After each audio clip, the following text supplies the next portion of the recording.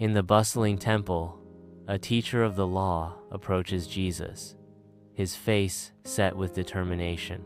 The temple hums with quiet anticipation as all eyes turn to witness the unfolding encounter. The teacher of the law challenges, "What must I do to inherit eternal life?" Jesus listens intently, his gaze unwavering, as the teacher speaks. Jesus asks calmly, "What is written in the law?" The teacher responds, "Love the Lord your God with all your heart, soul, strength, and mind, and love your neighbor as yourself." Jesus affirms the answer, but the teacher, seeking justification, asks, "Who is my neighbor?" A lone traveler walks a desolate road, the harsh landscape mirroring his isolation. Suddenly, figures emerge, their intentions clear as they descend upon him with brutal force.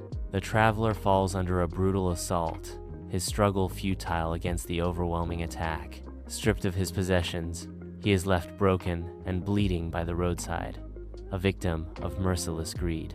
The robbers disappear into the landscape, leaving the traveler alone and vulnerable. On the roadside, an injured man lies helpless, his clothes torn and stained with blood. A priest approaches, spots the injured man, then crosses to the other side, continuing on his way. A Levite descends the road, spots the injured man, yet passes by on the other side. Hope fades from the injured man as the Levite offers no aid. A lone Samaritan approaches the wounded man, his face etched with compassion.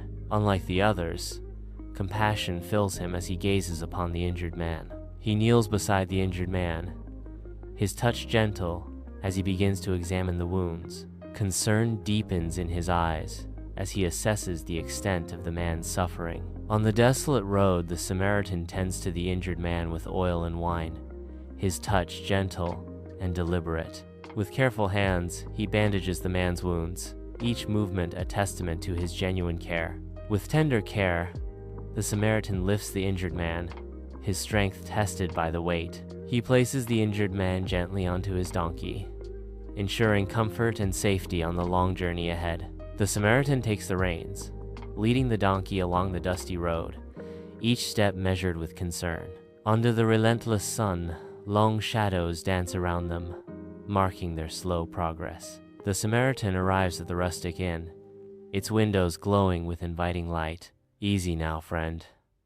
Just a few more steps." He guides the injured man towards the entrance, the scent of wood smoke filling the air. "Innkeeper, we need a room and some assistance. This man is badly hurt." The innkeeper responds with immediate care. "Of course, sir. Bring him in. He'll fetch some water and bandages." "Thank you." He'll pay for his room and care for the night. The Samaritan and the innkeeper help the injured man into the warm, inviting inn. Under the cloak of night, the Samaritan tirelessly tends to the injured man, offering sustenance and solace. I stand vigil, ensuring his rest is undisturbed, a silent guardian in the dim-lit inn.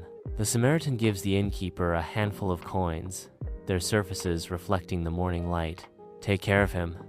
If the cost is more, I'll repay you when I return." Jesus turns, his gaze piercing the teacher's soul. "Which of these three was a neighbor to the man who was attacked?" Jesus asks, the question hanging heavy in the air. The teacher responds, "The one who showed him mercy." Jesus' words linger, heavy as incense, as he concludes his teaching.